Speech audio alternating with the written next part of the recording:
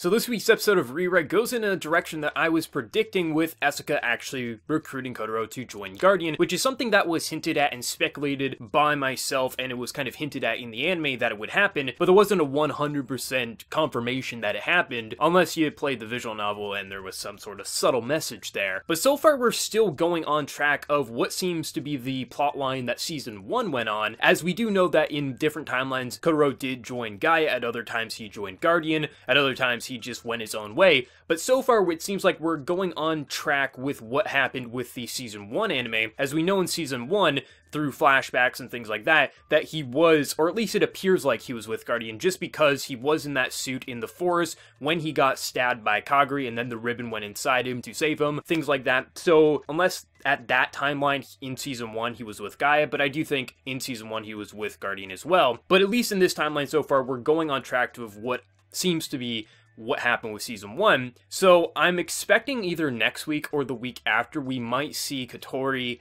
have to save her parents, and then possibly, depending on if it shifts in direction, depending on what Moon Kagari did with this timeline, will he enter that coma, because that was what supposedly he got involved too late in the game every time, and that's why the Earth always ended up dead.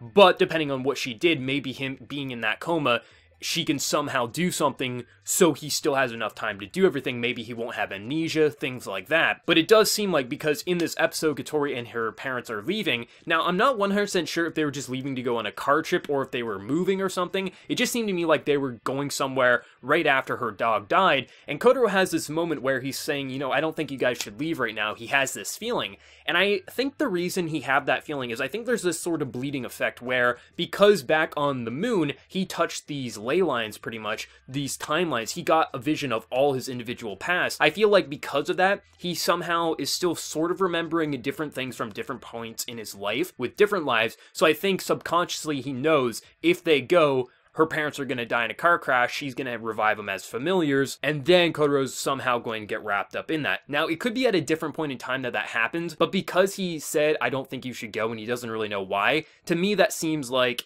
subconsciously he knows that's the point that her parents are going to die, possibly. So I think that's probably what's happening there. But I did like that, because throughout this episode, it does feel like, you know, off and on, he has like this idea, like he kind of feels like he recognizes things, but doesn't fully recognize it. And I think that is because back on Moon, he did touch that table there that Kagari was playing with to try to make, she was kind of playing around with timelines to figure out how can humanity survive. So I think because he touched that, he pretty much has knowledge of all of it, even in this new timeline, despite him no longer being on Moon. I think subconsciously he still has those visions and still has some memories of his different lives. But I think the main thing is, when exactly is it going to fully diverge, as there is small similarities or small differences so far from what I can tell, because I doubt back in Season 1 he knew that her parents are going to get into a car crash and die, or things like that. Now, granted, he might not fully know that, it might have just been a weird coincidence, but it does seem like he does have memories in some way of that. But I mean, it definitely seems like things are slowly going a bit different from where they were in Season 1, but I am generally curious if he will end up in that coma or not, because as we know, when he goes there, he's in his suit,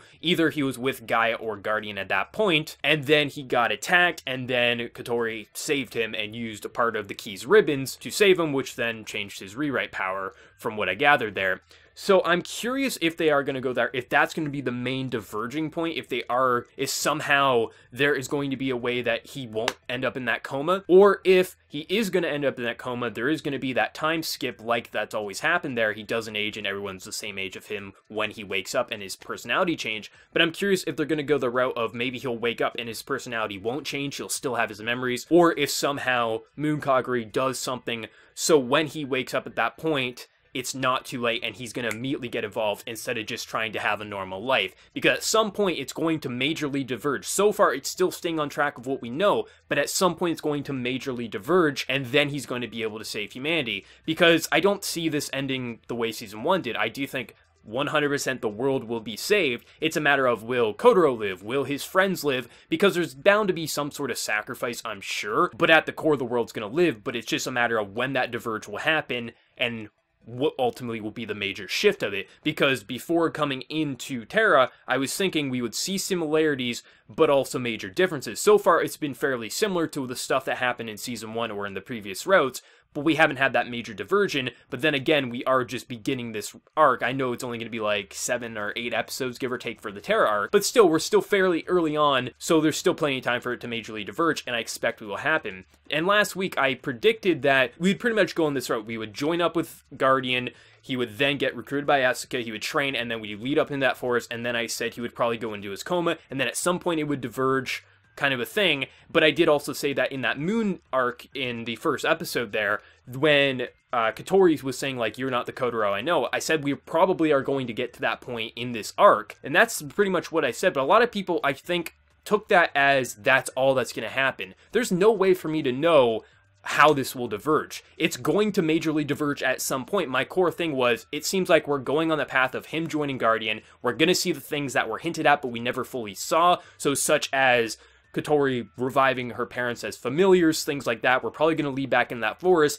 But if I had to put my money on something, one or two things is going to happen. Either A, he's not going to go into that coma and he's just going to carry on from that point and not waste all those years that he was in a coma. Or B, he is going to be in that coma, but Moonkagri is going to shift something when he wakes up majorly. That's how I see it going, as obviously she's slowly but surely planting the way so things go differently and go in the way that Kotaro can protect Earth and he doesn't get involved too late in the game. But I thought the episode overall was very good. I thought consistency-wise, now not like a lot of action or anything happened, so it was very hard for them to dip in quality, but art and animation-wise, I thought it was very on point, and I did really like seeing kind of the training of him at Guardian, where he's the worst in the, like, I think he's ranked 22nd out of 22nd, but really, you know, Asuka says, like, it doesn't really matter about your grades, it's what you can do in battle, just kind of don't give up. So I did like seeing just him get his ass kicked, and also him just running away from home, as it seemed like, I think it's Martel is what they're calling themselves, so it's essentially just like a kind of a cult getting people into Gaia, of what it seems, and I'm sure in some timelines,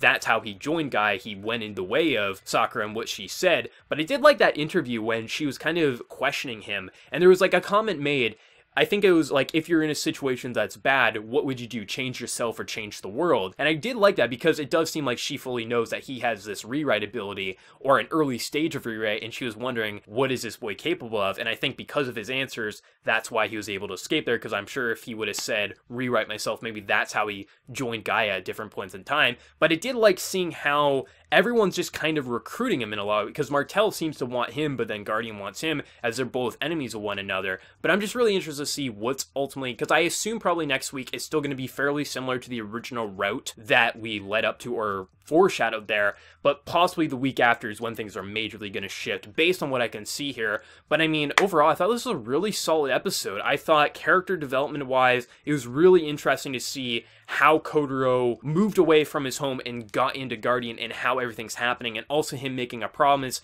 to Katori that he would go to the Harvest Festa with her at some point. So it's really, really interesting. I'm just curious if they are going to go the route of him not going into the coma, and that's how he's not going to waste his time. He's going to be able to stay involved at the appropriate time, but ultimately what's going to happen there. But one thing that was really cool, Arata, if I'm not mistaken, is his name, the kind of orangish red hair guy there. I do like now seeing that he was a part of Guardian at that point in his training there. So back in, like, I think it was his introduction in season 1, you know, he recognized our main character, and he was just kind of like, who's this guy? And it always seemed like he knew him, but we never had the full how they met back in the day. So seeing how they fully met, and how he was kind of a little bit of a troll, he respected him, and then you realize he kind of sucked at his schooling and things like that, so he tried to pick on him. I did like seeing their introduction, and I like seeing how everything kind of happened before he lost his memory. I'm really enjoying that a lot. But I mean, just there, it definitely seems like there is a sort of bleeding effect of he's realizing what he should and shouldn't do subconsciously without knowing. Even him saying, like, I could just rewrite my body, I could give myself this superhuman strength, but it does feel like if I use it too much, there could be a negative effect. As we know, if he abuses it too much,